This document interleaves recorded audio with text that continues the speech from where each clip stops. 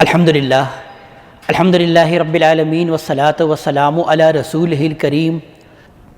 اما بعد فاعوذ باللہ من الشیطان الرجیم بسم اللہ الرحمن الرحیم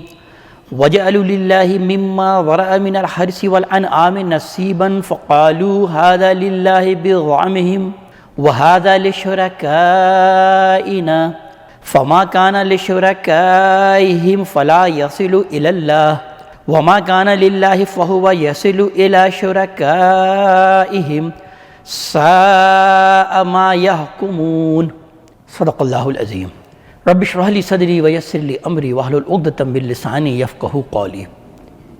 یہ سورہ کی آیت نمبر 136 ہے جس سے ہم آج کے مطالعہ قرآن حکیم کی ابتدا کر رہے ہیں۔ سورہ کے بارے میں جیسا کہ یہ عرض کیا جا چکا ہے کہ اس کے اصل مخاطب قریش مکہ ہیں جنہوں نے شرک کو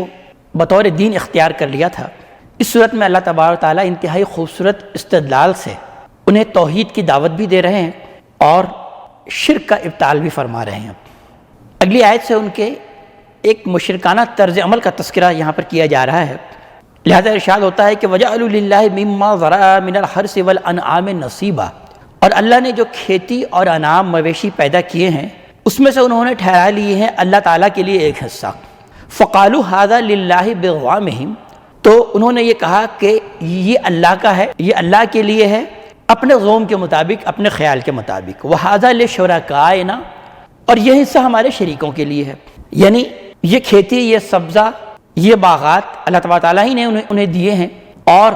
یہ جانور، یہ مویشی اللہ تعالیٰ ہی نے پیدا کیے ہیں، لیکن ان کا معاملہ کیا ہے کہ ان میں سے وہ ایک حصہ تو اللہ تعالیٰ کے لیے مخصوص کرتے ہیں اور یہ کہتے ہیں کہ یہ دوسرا حصہ یہ ہمارے شرکاء کے لیے ہے۔ فَمَا كَانَ لِشُرَكَائِهِمْ فَلَا يَصِلُ إِلَى اللَّهِ، پھر مزید برآں یہ کہ جو ان کے شریکوں کے لیے ہے تو وہ تو نہیں پہنچتا اللہ تعالیٰ کو۔ وَمَا كَانَ لِلَّهِ فَهُوَ يَصِلُ إِلَى شُرَكَائِهِمْ، اور جو اللہ کے لیے ہے وہ ان کے شریکوں کو پہنچ جاتا ہے۔ یعنی اس کی صورت یہ ہوتی تھی کہ وہ اپنے غام اور اپنے خیال کے مطابق کچھ حصہ جو وہ نکالنا چاہتے ہیں اس میں ایک حصہ تو وہ اللہ تعالیٰ کے لیے مخصوص کرتے ہیں اور ایک حصہ اپنے شرکاء کے لیے مخصوص کرتے ہیں جن کو وہ اللہ تعالیٰ کے سوا پکارتے ہیں۔ لیکن پھر کبھی ایسا ہوتا ہے ان کے شرکاء کے حصے میں سے اگر کچھ مویشی اور کچھ نباتات اور سبزیاں ضائع ہو جائیں، کسی وجہ سے چوری ہو جائیں، تو پھر اللہ کے حصے میں سے پورا کر دیا جاتا تھا شرکاء کے لیے۔ لیکن اسی طرح اگر معاملہ اللہ تعالیٰ کے حصے کے لیے ہو جائے، وہ کچھ ضائع ہو جائیں یا چوری ہو جائے، تو پھر شرکاء کے حصے میں سے وہ اللہ تعالیٰ کے حصے میں نہیں ڈالتے تھے، اس کو برابر نہیں کرتے تھے۔ تو یہ ان کا معاملہ ہوتا تھا، یہ ان کا ایک مشرکانہ طرز عمل ہے جس کا تذکرہ اللہ تعالیٰ کر رہے ہیں، اور ارشاد ہو رہا ہے کہ ساء ما یحکمون، اور یہ بہت برا فیصلہ ہے جو یہ کرتے ہیں۔ وَكَذَلِكَ زَيَّنَ لِكَثِيرٍ مِّنَ الْمُشْرِكِينَ قَتْلَ أَوْلَادِهِمْ شُرَكَاؤُهُمْ، اور اسی طرح بہت سے مشرکوں کے لیے ان کے شریکوں نے، جو ان کے شرکاء ہیں، ان کی اولاد کا قتل کرنا بھی مزین کر دیا، خوشنما بنا دیا۔ یعنی شرکاء کے لیے اپنی اولادوں کو قتل کرو، یہ بھی انہوں نے بطور دین اس میں داخل کیا، ان کے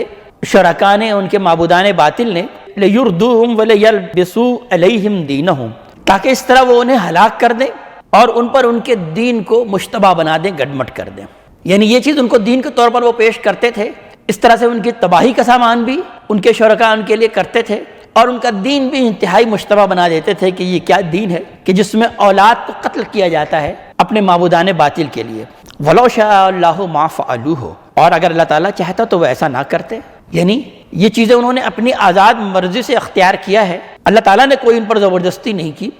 اور اللہ تعالیٰ یہ چاہتا تو ایسا نہ کرتے، لیکن اللہ تعالیٰ نے انسان کو آزادی دی ہے اس کے اختیار کی کہ وہ اپنے اختیار سے جس چیز کو چاہے وہ اختیار کر لے، تو لہٰذا انہوں نے اپنے اختیار سے اس چیز کو اختیار کیا ہے۔ فَذَرْهُمْ وَمَا يَفْتَرُونَ، تو لہٰذا بیان کیا جا رہا ہے کہ بس آپ ان کو چھوڑ دیں، جو یہ جھوٹ باندھ رہے ہیں اللہ تبارک تعالیٰ پر، یہ جو گڑھ رہے ہیں اپنے طور پر، انہوں نے جھوٹا دین بنا رکھا ہے اور اس کو وہ دین سے منسوب کرتے ہیں، ان کو چھوڑ دیں اس معاملے میں کہ وہ جانے اور پھر یہ ان کا جھوٹ جانے۔ وَقَالُوا هَٰذِهِ أَنْعَامٌ وَحَرْثٌ حِجْرٌ، مزید ان کا کہنا یہ ہے کہ یہ مویشی اور یہ کھیتی یہ ممنوع ہے۔ لَا يَطْعَمُهَا إِلَّا مَن نَّشَاءُ بِظَعْمِهِمْ، اسے کوئی نہ کھائے مگر جس کو ہم چاہیں، ان کے غام کے مطابق، ان کے خیال کے مطابق۔ یعنی اپنی طور پر انہوں نے یہ بات کہہ دی کہ یہ مویشی اور یہ کھیتی جو ہے یہ ممنوع ہے، اس کو کوئی نہیں کھا سکتا، ہاں جس کے بارے میں ہم اجازت دیں، یعنی ہم سے اجازت لے کر ہی کوئی اس کو استعمال کر سکتا ہے، کھا سکتا ہے۔ وَأَنْعَامٌ حُرِّمَتْ ظُهُورِهَا، اور کچھ مویشی ایسے ہیں کہ ان کی پیٹھ ان پر حرام کر دی گئی، یعنی وہ اس پر سواری نہیں کر سکتے۔ وَأَنْعَامٌ لَا يَذْكُرُونَ اسْمَ اللَّهِ عَلَيْهَا، اور کچھ مویشی ایسی ہیں کہ جس پر ذبح کرتے ہوئے اللہ تعالیٰ کا نام نہیں لیتے تھے، افتراء علیہ، اس پر جھوٹ باندھتے ہوئے، یعنی اللہ پر جھوٹ باندھتے ہوئے وہ اس طرح کے کام کرتے تھے کہ یہ اللہ نے ہمیں حکم دیا ہے، یہی تو اصل دین ہے۔ سَيَجْزِيهِمْ بِمَا كَانُوا يَفْتَرُونَ، تو پھر ہم ان قریب ان کو سزا دیں گے، جلدی ان کو سزا دیں گے جو وہ یہ افطرا کر رہے ہیں، جو یہ جھوٹ باندھ رہے ہیں، افطرا کرتے ہوئے یہ جو دین گڑھ رہے ہیں، اللہ تعالیٰ بیان فرما رہے ہیں اس پر ان کو ان قریب بھرپور سزا ملے گی۔ وَقَالُوا مَا فِي بُطُونِ هَٰذِهِ الْأَنْعَامِ خَالِصَةٌ لِذُكُورِنَا، مزید ان کا کہنا یہ تھا کہ جو ان مویشیوں کے پیٹ میں ہے یہ تو صرف خاص ہے ہمارے مردوں کے لیے، صرف اس کو ہمارے گھر میل ہی لوگ کھا سکتے ہیں۔ وَمُحَرَّمٌ عَلَىٰ أَزْوَاجِنَا، اور یہ حرام ہے ہماری عورتوں پر۔ وَإِن مَيْتًا فَهُمْ فِيهِ شُرَكَاء، اور اگر وہ مردہ پیدا ہو جائے تو پھر وہ سب اس کے اندر شریک ہو جاتے ہیں۔ سَيَجْزِيهِمْ وَصْفَهُمْ، پس جلد وہ اپنی اس کیے کی سزا پا کے رہیں گے۔ یعنی یہ بھی ان کا اپنا من گھڑت بنایا ہوا دین تھا کہ کسی خاص جانور کے بارے میں کہہ دیا کہ جو اس وقت اس کے بطن میں ہے، اس کے پیٹ میں ہے، یہ ہمارے مردوں کے لیے تو جائز ہے، عورتوں کے لیے حرام ہے، ہاں لیکن اگر وہ مردہ پیدا ہو تو پھر کوئی بات نہیں، پھر سب کھا لیں گے۔ تو یہ ان کی افطرا تھی۔ سَيَجْزِيهِمْ وَصْفَهُمْ، اللہ تبارک تعالیٰ ان کی اس باتیں بنانے پر انہیں سخت سزا دے گا، ان قریب سزا دے گا۔ اِنَّهُ حَكِيمٌ علیم، بے شک وہ اللہ تبارک تعالیٰ تو کمال حکمت والا ہے اور علم رکھنے والا ہے۔ قَدْ خَسِرَ الَّذِينَ قَتَلُوا أَوْلَادَهُمْ سَفَهًا بِغَيْرِ علم، اور خسارے میں ڈالے رکھا ان لوگوں نے جنہوں نے اپنی اولاد کو نادانی میں، بے وقوفی میں، حماقت میں قتل کیا بغیر علم۔ وَحَرَّمُوا مَا رَزَقَهُمُ اللَّهُ، اور حرام ٹھہرایا جو اللہ تعالیٰ نے ان کو رزق میں سے دیا تھا، اپنے طور پر انہوں نے اس کو حرام ٹھہرا دیا۔ افتراء علی اللہ، اللہ تعالیٰ پر افطرا کرتے ہوئے، جھوٹ باندھتے ہوئے، یعنی یہ کہتے ہوئے کہ یہ اللہ تعالیٰ نے ہمیں فرمایا ہے۔ قَدْ ضَلُّوا وَمَا كَانُوا مُهْتَدِينَ، یقیناً وہ گمراہ ہو گئے اور وہ ہدایت پانے والوں میں سے نہیں تھے۔ وَهُوَ الَّذِي أَنشَأَ جَنَّاتٍ مَّعْرُوشَاتٍ وَغَيْرَ مَّعْرُوشَاتٍ، تو اللہ تعالیٰ کا تو معاملہ یہ ہے، اللہ تعالیٰ پھر اپنا تعارف کرا رہے ہیں کہ وہ ہستی اللہ تبارک تعالیٰ وہ تو وہ ہے کہ جس نے پیدا کیے باغات، معروشاتی و غیر معروشاتی، ایسے باغات جو کہ چھتریوں پر چڑھے ہوئے ہیں، یعنی جیسے انگور کے باغات کہ جن کی بیلیں ہوتی ہیں اور وہ چھتریوں پر چڑھائی جاتی ہیں، وغیرہ معروشات، اور کچھ ایسے ہیں جو کہ چھتریوں پر نہیں چڑھائی جاتے، یعنی جیسے خربوزہ، تربوز اور ککڑیاں وغیرہ کہ جن کی بیلیں زمینی پر پڑی رہتی ہیں اور وہیں پر پھلتی اور پھولتی ہیں۔ وَالنَّخْلَ وَالزَّرْعَ، اور کھجور اور کھیتیاں، مختلفاً اکلہ، مختلف ہیں اس کے پھل کھانے کے اعتبار سے۔ والزیتون والرمان متشابہ وغیر متشابہ، اور زیتون اور انار جو کہ آپس میں متشابہ بھی ہیں، ملتے جلتے پھل ہیں اور جدا جدا بھی ہیں۔ یہ سب کس نے پیدا کیا؟ یہ اس ہستی نے پیدا کیا، اللہ تبارک تعالیٰ یہ اس کا خالق ہے۔ کلوا من ثمرہ اذا اثمر، کھاؤ اس کے پھل میں سے جب بھی وہ پھل لے کر آئے۔ وآتوا حقہ یوم حصادہ، اور اس کے کاٹنے کے دن اس کا حق ادا کرو، یعنی اس کی زکوٰۃ ادا کرو۔ جب یہ پیداوار لے آئے تو یہ پیداوار کی زکوٰۃ کا تذکرہ اللہ تعالیٰ یہاں پر بیان فرما رہے ہیں کہ جب اس کے کاٹنے کا وقت ہو، جب یہ اپنی پیداوار لے کر آ جائیں تو پھر اس کا حق جو کہ زکوٰۃ میں اللہ تعالیٰ نے مقرر کیا ہے، یعنی جس کو کہ عشر کہتے ہیں، 10%، 10واں حصہ، وہ تم اس کو ادا کرو اللہ تعالیٰ کے حضور۔ ولا تسرفوا، اور بیجا مت خرچ کرو، یعنی اللہ ترلے جو ہے وہ مت اڑاؤ، اس کا حق ادا کر لو کہ اس کا عشر ادا کر دو، اور اس میں اسراف کا معاملہ مت کرو۔ انہ لا يحب المسرفین، بے شک اللہ تبارک تعالیٰ اسراف کرنے والوں کو ہرگز پسند نہیں کرتا۔ ومن الانعام حمولۃ وفرشا، اور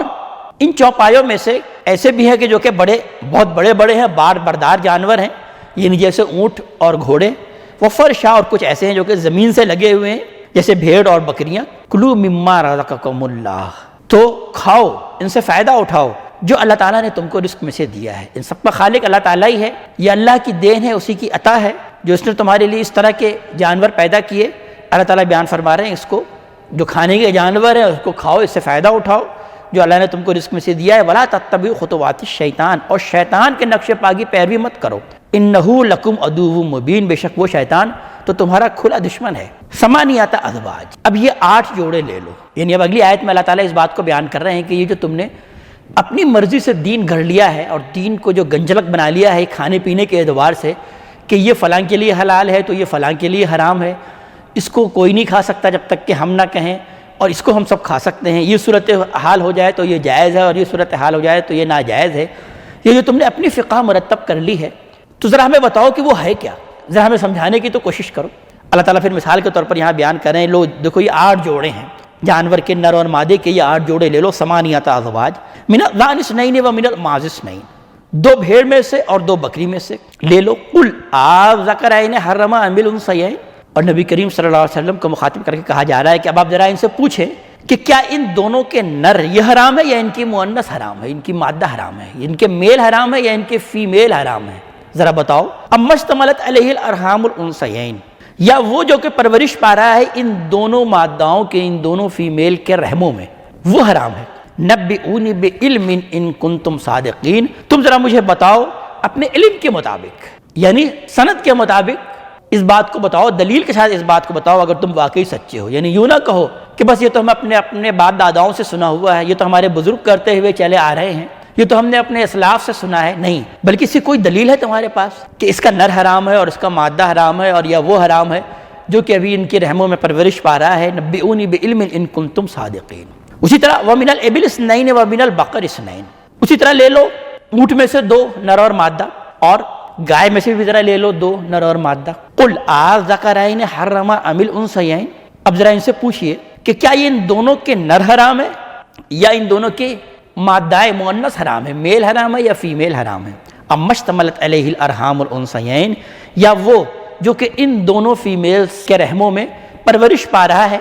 اس کو اللہ تعالیٰ نے حرام کیا۔ یعنی یہ کیا تم نے دین بنا لیا ہے، سمجھ میں نہیں آ رہی بات کہ یہ چیز حلال ہے اور یہ چیز حرام ہے۔ چلو یہ 8 جانور کو لے لو اور ذرا بتاؤ ان میں سے ایک ایک چیز پر تبصرہ کرو اور بتاؤ ان میں سے کس چیز کو اللہ تعالیٰ نے حرام کیا۔ ام کنتم شہداء اذ وصاکم اللہ بہذا، کیا تم اس وقت موجود تھے جب اللہ تعالیٰ اس کو وصیت کر رہا تھا؟ یعنی تم نے خود اپنی کانوں سے اللہ تعالیٰ کی یہ وصیت سنی ہے جو تم نے اپنی مرضی سے حلال اور حرام گڑھ لیے ہیں، جو تم نے اپنی مرضی سے اس فقہ کو ترتیب دیا ہے۔ فمن اظلم ممن افتری علی اللہ کذبا لیضل الناس بغیر علم، تو اس سے بڑھ کر ظالم کون ہوگا جو کہ اللہ تبارک تعالیٰ پر جھوٹ باندھے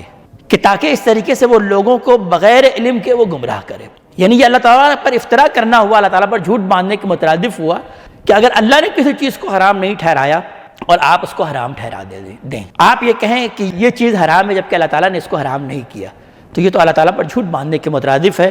تو اس سے بڑھ کر ظالم کون ہوگا کہ جو اللہ پر اس طرح سے جھوٹ باندھتا ہے اور اس طریقے سے وہ لوگوں کو بغیر علم کے بہگانے کی کوشش کرتا ہے، گمراہ کرنے کی کوشش کرتا ہے۔ ان اللہ لا یہدی القوم الظالمین، بے شک اللہ تبارک تعالیٰ تو ظالم لوگوں کو ہدایت نہیں دیتے۔ قل لا اجد فیما اوحی الی، آپ ان سے فرما دیجئے محرما علی طعام یطعمہ الا ان یکون میتۃ او دما مسفوحا، جو وہی مجھے دی گئی ہے میں نہیں پاتا کہ کوئی بھی کھانے کی چیز جو کہ واقعی کھانے کی چیز ہے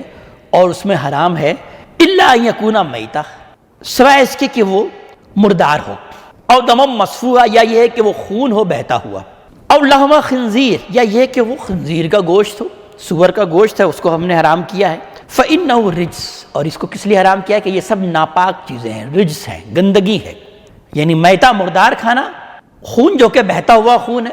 اس کو پینا یہ درندگی کی علامت ہے، اسی طرح خنزیر کا گوشت اس کو کھانا یہ سب رجس ہے، ناپاکی ہے۔ ہم نے کھانے پینے کی چیزوں میں جو کہ عام طور پر لوگ کھاتے ہیں، انہی چیز کو میں نے اپنی وحی میں حرام پایا ہے۔ نبی کریم صلی اللہ علیہ وسلم کو کہا جا رہا ہے کہ ان کو یہ بات سنا دیجئے، بتا دیجئے۔ اور فسقا اہل لغیر اللہ بھی، اور یا یہ کہ یہ فسق ہے کہ اس پر اللہ تعالیٰ کے سوا کسی اور کا نام لیا جائے، اللہ تعالیٰ کے سوا کسی اور نام سے اس کو منسوب کیا جائے، یا اس کو ذبح کرتے وقت اللہ تعالیٰ کے سوا کسی اور کے نام سے پکارا جائے، تو یہ فسق ہے، یہ نافرمانی ہے۔ اگرچہ وہ حلال جانور ہے لیکن آپ اس پر اللہ تعالیٰ کے سوا کسی اور کا نام پکار رہے ہیں تو اللہ تعالیٰ اس کو بیان فرما رہے ہیں کہ یہ فسق ہے۔ یعنی یہ 3 چیزوں کا تذکرہ رجس کے طور پر کیا گیا کہ یہ تو رجس ہے، ناپاکی ہے، گندگی ہے، اور یہ فسق اور نافرمانی ہے۔ یعنی یہ 4 چیزیں ہم نے حرام ٹھہرائی ہیں۔ اس بات کو قرآن حکیم جا بجا بیان کرتا ہے۔ سورہ بقرہ میں بھی ہم اس مضمون کو پڑھ چکے، سورہ مائدہ میں بھی یہ مضمون آیا،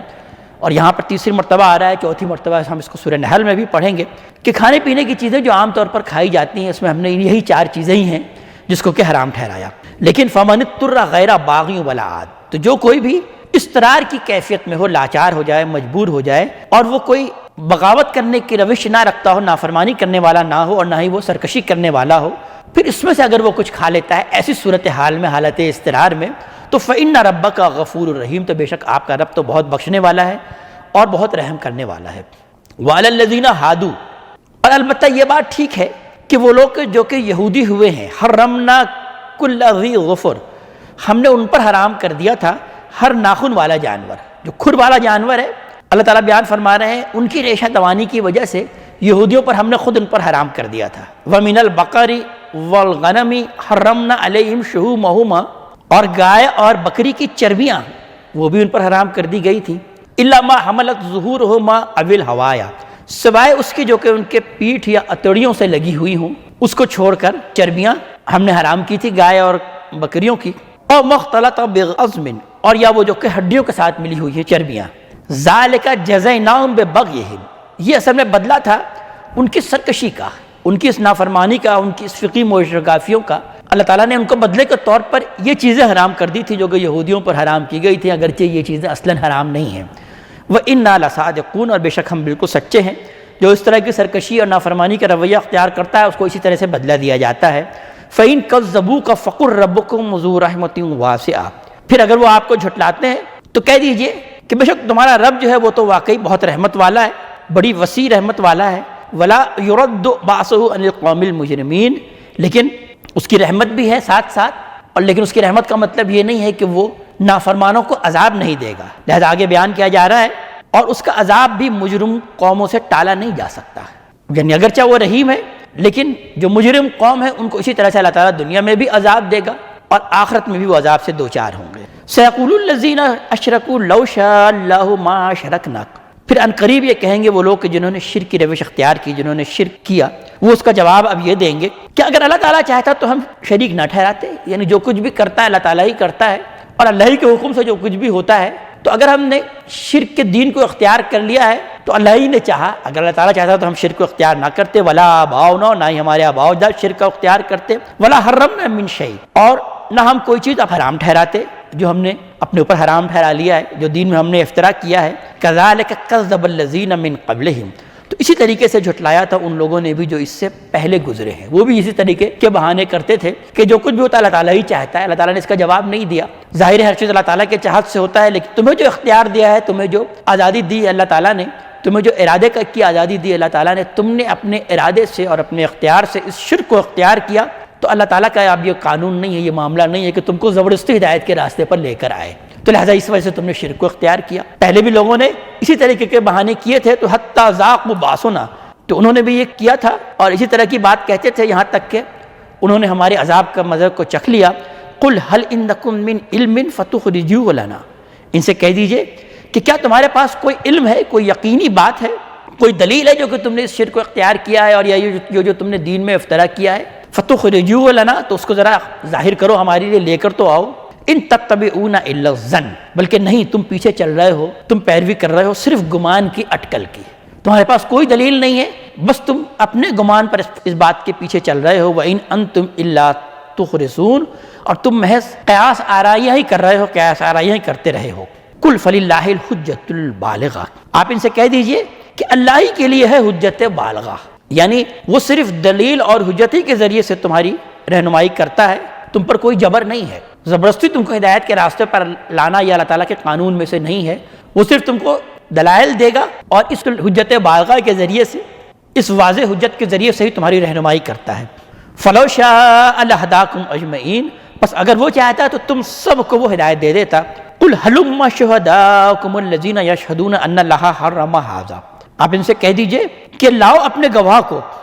جو اس بات کی گواہی دیں کہ ہاں اللہ تعالیٰ نے یہ ساری چیزیں حرام کی تھی، جو تم نے اپنے طور پر کہہ دیا ہے کہ یہ حرام ہے، یہ حرام ہے، یہ حرام ہے، جس سے کوئی دلیل کہیں نہیں ملتی، تو ذرا اس کے کچھ گواہ تو لے کر کے آؤ جو اس بات کی گواہی دے دیں۔ فَإِن شَهِدُوا، پھر اگر وہ ڈھٹائی اور ہر دھرمی کے ساتھ اس کی گواہی بھی دے دیں تو فَلَا تَشْهَدْ مَعَهُمْ، تو آپ ہرگز ان کے ساتھ گواہوں میں سے شامل نہ ہوں، آپ ہرگز ان کے ساتھ گواہی نہ دیں۔ وَلَا تَتَّبِعْ أَهْوَاءَ الَّذِينَ كَذَّبُوا بِآيَاتِنَا، اور ان کی خواہشات کی آپ پیروی نہ کریں، فالو نہ کریں جنہوں نے ہماری آیت کو جھٹلایا ہے۔ وَالَّذِينَ لَا يُؤْمِنُونَ بِالْآخِرَةِ، اور وہ لوگ جو کہ آخرت پر ایمان نہیں رکھتے، وَهُمْ بِرَبِّهِمْ يَعْدِلُونَ، تو یہی وہ لوگ ہیں کہ جو کہ اپنے رب کے ساتھ ہمسر ٹھہرا رہے ہیں، یعنی درحقیقت جو لوگ اللہ تعالیٰ کے ساتھ شرک کرتے ہیں ان کا اصل مرض کیا ہے کہ وہ آخرت پر یقین نہیں رکھتے، آخرت پر ایمان نہیں رکھتے۔ اس بات کا ادراک انہیں نہیں ہے کہ مرنے کے بعد انہیں اللہ تعالیٰ کے حضور حاضر ہونا ہے، اسی لیے وہ پھر وہ اللہ تعالیٰ کے ساتھ شریک ٹھہراتے ہیں۔ قُلْ تَعَالَوْا أَتْلُ مَا حَرَّمَ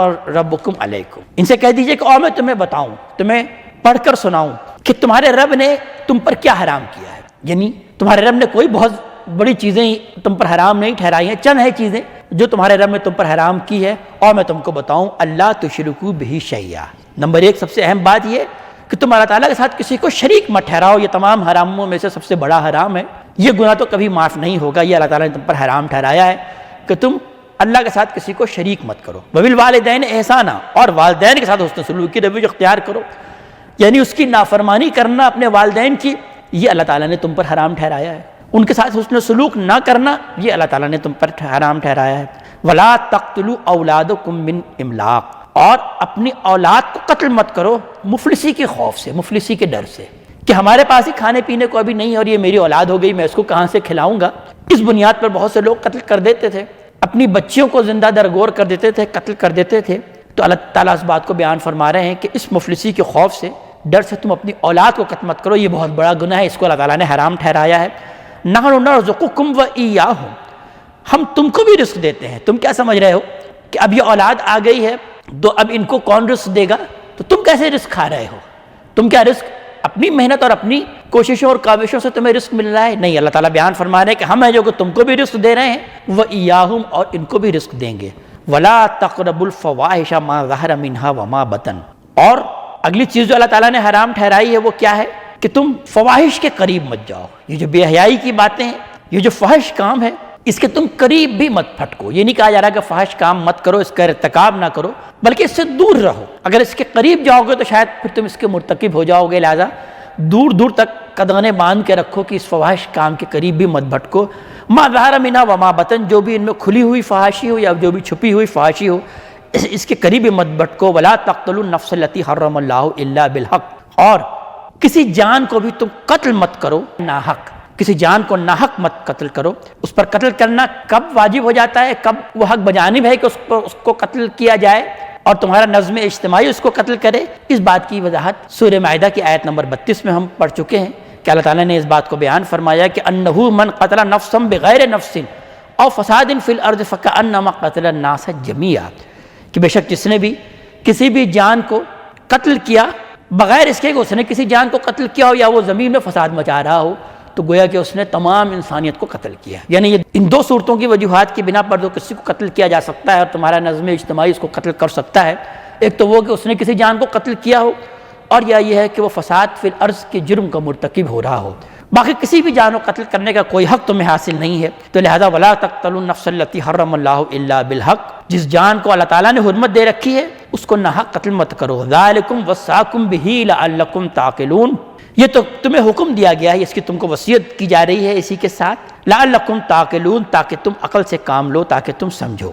ولا تقربوا مال الیتیم، اور اگلی چیز کیا حرام ٹھہرائی گئی تمہارے اوپر کہ تم کسی یتیم کے مال کے قریب بھی مت پھٹکو، یتیم کے مال کے قریب بھی مت جاؤ، الا باللتی ہی احسن، ہاں یہ ہے کہ بہترین طریقے سے، یعنی وہ اس یتیم کی مال کو پروان چڑھانا ہے، اس کی پرورش کرنی ہے، اس کی کفالت کی ذمہ داری تمہارے اوپر عائد ہو گئی ہے۔ اس کی تفسیر ہم سورہ نساء میں بھی پڑھ چکے، تو اس کے مال میں سے کچھ حصہ تم لے سکتے ہو اپنے سروسز کے طور پر، یعنی احسن طریقے سے، بہتر طریقے سے اس کے مال کو تم یوٹیلائز کر سکتے ہو، لیکن اس کے مال کو ہڑپ کرنے کی ذہنیت تمہارے اندر نہیں ہونی چاہیے، اسے قریبی مت جاؤ، حتیٰ یبلغ اشدہ، یہاں تک کہ وہ اپنی جوانی کو، اپنی عمر کی پختگی کو وہ پہنچ جائے، یعنی وہ جب بڑا ہو جائے تو اس کا مال اس کے حوالے کر دو۔ وَأَوْفُوا الْكَيْلَ وَالْمِيزَانَ بِالْقِسْطِ، اور پورا کرو ناپ کو اور تول کو انصاف کے ساتھ، قسط کے ساتھ۔ لَا نُكَلِّفُ نَفْسًا إِلَّا وُسْعَهَا، ہم کسی کو بھی تکلیف نہیں دیتے مگر اس کے وسعت کی ہی مقدار، اس کی وسعت کی ہی برابر، یعنی اللہ تعالیٰ نے شریعت کو اتنی مشکل نہیں بنائی کہ تم اس کو کر نہ پاؤ، تم پر اتنی کوئی بہت ساری چیزیں حرام نہیں ٹھہرا دی کہ تم اس کو نبھا نہ سکو، بلکہ شریعت انتہائی آسان ہے، یہ دین فطرت ہے۔ تو اللہ تعالیٰ اس کو بیان کر رہے ہیں کہ چند چیزیں کہ جو کہ ہم نے تم پر حرام ٹھہرایا ہے، اسی کو ہی تم حرام سمجھو، ہم کسی جان پر اس کی وسعت سے زیادہ بوجھ نہیں ڈالتے۔ وَإِذَا قُلْتُمْ فَاعْدِلُوا وَلَوْ كَانَ ذَا قُرْبَىٰ، اور جب تم بات کرو تو بات کرو بالکل عدل کے ساتھ، انصاف کے ساتھ، یعنی تمہاری گفتگو، تمہاری بات کے اندر عدل اور انصاف ہونا چاہیے، کسی کی طرفداری نہیں ہونی چاہیے۔ وَلَوْ كَانَ ذَا قُرْبَىٰ، خواہ وہ تمہارے قرابت داری کیوں نہ ہو، یعنی اگر تمہاری بات، تمہاری گفتگو، تمہارا عدل تمہارے اپنے رشتہ دار، اپنے قرابت داروں کے خلاف پڑ رہی ہے، تو اللہ تعالیٰ اس بات کو بیان فرما رہے ہیں پھر بھی تم عدل کے دامن کو ہاتھ سے مت چھوڑو، اور وَبِعَهْدِ اللَّهِ أَوْفُوا، اور اللہ تعالیٰ کے عہد کو پورا کرو، ذَلِكُمْ وَصَّاكُمْ بِهِ لَعَلَّكُمْ تَذَكَّرُونَ، اس نے تمہیں یہ وصیت کی ہے، یہ حکم دیا ہے تاکہ تم نصیحت حاصل کرو، تاکہ تم یاد دہانی حاصل کرو۔ وَأَنَّ هَذَا صِرَاطِي مُسْتَقِيمًا، اور یہ ہے میرا سیدھا راستہ، یہ ہے راستہ جو کہ میرا سیدھا راستہ ہے، میرا بتایا ہوا راستہ، یہ ہے اصل دین۔ تم نے نہ جانے کیا دین اختیار کر لیا، اصل دین یہ ہے، فَاتَّبِعُوهُ، بس اسی کی پیروی کرو، اسی پر چلو، وَلَا تَتَّبِعُوا السُّبُلَ فَتَفَرَّقَ بِكُمْ عَنْ سَبِيلِهِ، اور دوسرے راستوں پر مت چلو جو تمہیں اس کے راستے سے یعنی اللہ کے راستے سے منحرف کر دے، ان راستوں کو مت اختیار کرو، یہ اللہ تعالیٰ کا جو سیدھا راستہ ہے اسی کو ہی اختیار کرو، جو یہ وہ دین ہے جس کا خلاصہ ہم نے تم کو بیان کر دیا، اسی پر عمل پیرا ہو۔ ذالکم وصاکم بہ لعلکم تتقون، اور اسی کے ذریعے سے اس نے تمہیں حکم دیا ہے تاکہ تم تقوی کی روش اختیار کرو، تاکہ تم پرہیزگار بن جاؤ۔ ثم آتینا موسیٰ الکتاب تماما علی الذی احسن، اور پھر ہم نے موسیٰ علیہ السلام کو کتاب دی، یعنی یہ اصل دین ابراہیمی تو یہی ہے، اسی پر ابراہیم علیہ السلام سے لے کر آج تک انبیاء پیروی کرتے آئے ہیں۔ اس کے بعد پھر ابراہیم علیہ السلام ہی کے نسل میں جب موسیٰ علیہ السلام پیدا ہوئے تو اللہ تعالیٰ اس بات کو بیان فرما رہے ہیں، پھر ہم نے موسیٰ علیہ السلام کو کتاب عطا کی تاکہ اپنی نعمت کا اتمام کریں، پوری کریں۔ الذی احسن، وہ موسیٰ علیہ السلام کہ جو کہ احسان کی روش اختیار کرنے والے تھے، نیکوکار تھے، وتفصیلا لکل شیء وہدی ورحمہ، اور جو ہم نے موسیٰ کو کتاب دی اس میں ہر شے کی تفصیل ہے، پوری شریعت اللہ تعالیٰ کو جو دینا تھا وہ اس کے اندر بیان کر دی۔ لکل شیء، ہر شے، ہر شریعت کی اس میں تفصیل ہے، وہدی ورحمہ، اور یہ کتاب بھی ہدایت تھی اور رحمت تھی۔ لعلہم بلقاء ربہم یؤمنون، تاکہ وہ اپنے رب سے ملاقات پر ایمان لے کر آ جائیں۔ یعنی کتاب دینے کا مقصد یہ ہے کہ تمہیں معلوم ہو جائے کہ ایک وقت آئے گا کہ تمہیں اپنے رب کے حضور حاضر ہونا ہے، اس کے حضور کھڑا ہونا ہے۔ اور وَهَذَا كِتَابٌ أَنزَلْنَاهُ مُبَارَكٌ، اور اب یہ کتاب ہے کہ جو کہ ہم نے نازل کیا، یہ بہت ہی بابرکت کتاب ہے، یعنی یہ قرآن حکیم۔ اس سے پہلے موسیٰ علیہ السلام کو کتاب دی گئی تھی، تورات، اس کا تذکرہ کرنے کے بعد اب اللہ تعالیٰ بیان فرما رہے ہیں کہ اب یہ کتاب ہے کہ جو کہ ہم نے تم پر نازل کی، یہ انتہائی برکت والی کتاب ہے۔ فَاتَّبِعُوهُ، بس اسی کی اتباع کرو، اسی کی پیروی کرو۔ وَاتَّقُوا لَعَلَّكُمْ تُرْحَمُونَ، اور تقوی کی روش اختیار کرو تاکہ تم پر رحم کیا جائے۔ ان تقولوا انما انزل الکتاب علی طائفتین من قبلنا، اور یہ کتاب اس لیے اتاری ہے کہ کہیں تم یہ کہو کہ کتاب تو ہم سے پہلے دو گروہوں پر اتاری گئی تھی، کہ کہیں ایسا نہ ہو کہ تم یہ بہانے کرو ہم سے پہلے تو دو گروہوں پر کتاب اتاری گئی تھی، وَإِن كُنَّا عَن دِرَاسَتِهِمْ لَغَافِلِينَ، اور ہم اس کے پڑھنے پڑھانے سے بالکل بے خبر تھے، یعنی ہمیں نہیں معلوم، ہم پر تو کتاب نازل نہیں ہوئی۔ جیسا کہ بنی اسماعیل میں سے یہ قریش مکہ جو کہ اس صورت کے اصل مخاطب ہیں، ان پر ایک عرصے سے کتاب نازل نہیں ہوئی، تو اللہ تعالیٰ بیان فرما رہے ہیں کہ اب ہم نے تم کو یہ کتاب قرآن حکیم دے دی ہے کہ مبادا کہ تم یہ کہو کہ اس سے پہلے تو دو گروہوں پر یعنی عیسائیوں پر اور یہودیوں پر ہی کتاب نازل ہوئی تھی، ہم اس سے بالکل بے خبر تھے کہ اس کے اندر کیا تعلیمات ہیں۔ اور تقولوا لو ان انزل علینا الکتاب، یا یہ تم کہو کہ اگر ہم پر کوئی کتاب اتاری جاتی لکنا اہدی منہم، تو ہم تو ان سے زیادہ ہدایت یافتہ ہوتے۔ فقد جاءکم بینۃ من ربکم، تو بس اب آ گئی ہے تمہارے پاس یہ بینہ، یہ روشن دلیل، یہ کتاب جس کو کہ اللہ تعالیٰ قرآن حکیم کو بینہ کہتے ہیں، کہ یہ بینہ، یہ روشن دلیل اب تمہارے پاس آ گئی ہے، وہ ہدی و رحمہ، اور یہ ہدایت ہے اور رحمت ہے۔ فمن اظلم ممن کذب بآیات اللہ وصدف عنہا، تو بس اس سے بڑھ کر ظالم کون ہوگا کہ جو اللہ تعالیٰ کی آیتوں کو جھٹلائے اور اس سے کنی کترائے۔ یعنی اب یہ کتاب آ چکی ہے، اب نہ اس کو یہ وہ ماننے کے لیے تیار ہے، نہ اس پر عمل پیرا ہونے کے لیے تیار ہے، نہ اس کو پڑھنے کے لیے تیار ہے۔ در حقیقت یہ کتاب کو کے جھٹلانے کے مترادف ہوا اور پھر وہ اس سے کنی کترا رہا ہے، اس سے دین نہیں سیکھ رہا بلکہ دین کہیں اور سے واقف کرتا ہے۔ تو سنجزی الذین یصدفون عن آیاتنا سوء العذاب، تو ہم عنقریب ان لوگوں کو سزا دیں گے جو کہ ہماری آیتوں سے کنی کتراتے ہیں، برے عذاب کی سزا، ان کو برے عذاب کے ذریعے سے اللہ تعالیٰ بیان فرما رہے ہیں کہ ہم ان کو سزا دیں گے، بما کانوا یصدفون، بسبب اس کے کہ وہ ہمارے احکام سے اور ہماری کتاب سے وہ کنی کتراتے تھے۔ هل ينظرون الا ان تاتيهم الملائکۃ او یاتی ربک، تو کیا وہ انتظار کر رہے ہیں اس چیز کا کہ ان پر فرشتے آ جائیں اور ان پر ان کا رب آ جائے، اور یاتی بعض آیات ربک، یا ان کے رب کی کوئی نشانی ان پر آ جائے؟ یعنی اب یہ کس بات کا انتظار کر رہے ہیں، کیوں نہیں لے کر آ رہے اس کتاب پر ایمان؟ اب جب کہ ان کے پاس یہ بینہ، یہ کتاب، یہ روشن دلیل آ چکی ہے، تو اب یہ اس پر ایمان کیوں نہیں لاتے؟ کیا اب وہ کسی عذاب کا انتظار کر رہے ہیں کہ فرشتے آ جائے اور اللہ تعالیٰ کا عذاب نازل ہو جائے، یا اللہ تعالیٰ خود حاضر ہو جائے؟ یا اللہ تعالیٰ کے عذاب کی کوئی نشانی آ جائے، یوم یاتی بعض آیات ربک، تو جس دن آ جائے گی تمہارے رب کی کوئی نشانی، آپ کے رب کی کوئی نشانی جس دن آ جائے گی، لا ينفع نفسا ایمانھا، تو کسی کا اب ایمان لانا کوئی کام نہیں آئے گا، اب اس کا ایمان لانے کا کوئی فائدہ نہیں جب اللہ کے عذاب کی وہ نشانی کو دیکھ لے گا۔ لم تکن آمنت من قبل، اور جو پہلے سے ایمان نہ لایا تھا، او کسبت فی ایمانھا خیرا، یا یہ ہے کہ اس کے ایمان نے کوئی بھلائی نہ کمائی ہو، کوئی خیر نہ کمائی ہو، یعنی ایمان تو زبانی کلامی لے کر آ گیا لیکن اس کے عمل پر کوئی اثر نہیں پڑا، یعنی وہ دل کا ایمان ابھی اس نے حاصل نہیں کیا۔ تو اللہ تعالیٰ بیان فرما رہے ہیں کہ اب اس طرح کی نشانی کو دیکھ کر، عذاب کی نشانی کو دیکھ کر،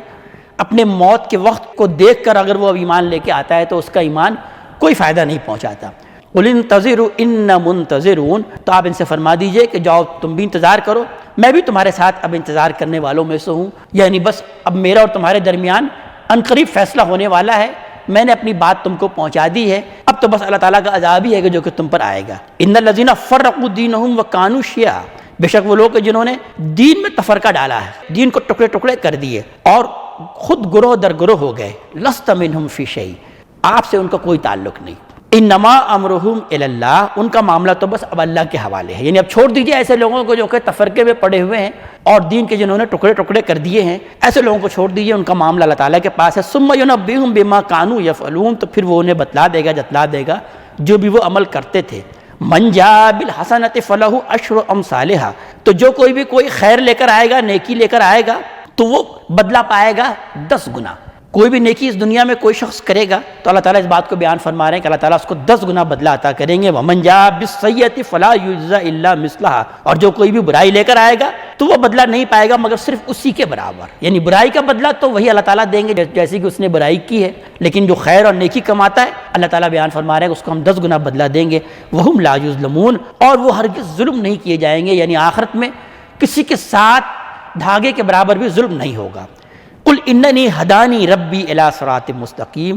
آپ کہہ دیجئے کہ بے شک مجھے تو میرے رب نے ہدایت کر دی ہے سیدھے راستے کی جانب، دینا قیما ملت ابراہیم حنیفہ، کس راستے کی جانب؟ یہ قیم دین، یہ درست دین، یہ سیدھے دین کی طرف جو کہ ابراہیم علیہ السلام کا دین ہے، ابراہیم علیہ السلام کی ملت ہے، یعنی وہی دین ابراہیمی کا میں بھی پیروکار ہوں، وہ جو ابراہیم علیہ السلام جس کے کہ تم نام لیوا ہو اسی دین کو میں تمہیں پیش کر رہا ہوں۔ وما کان من المشرکین، اور یہ ابراہیم علیہ السلام کا معاملہ یہ تھا کہ وہ شرک کرنے والوں میں سے نہیں تھے، یعنی تم ابراہیم علیہ السلام کے نام لیوا ہو لیکن تم نے اپنے دین میں شرک شامل کر لیا۔ قل ان صلاتی و نسکی و محیای و مماتی للہ رب العالمین، آپ کہہ دیجئے کہ بے شک میری نماز، میری قربانی، میرا جینا اور میرا مرنا سب اللہ تبارک تعالیٰ ہی کے لیے ہے جو کہ تمام جہان والوں کا رب ہے، لا شریک لہ، اس کا کوئی شریک نہیں، اللہ تعالیٰ واحد ہے، اس کا کوئی شریک نہیں۔ وبذالک امرت وانا اول المسلمون، اور مجھے اسی کا حکم دیا گیا ہے کہ میں سب سے پہلے فرما برداروں میں سے ہو جاؤں، اسلام لانے والے میں سے ہو جاؤں، اس کو سب سے پہلے قبول کرنے والا میں ہوں۔ قل اغیر اللہ ابغی ربا،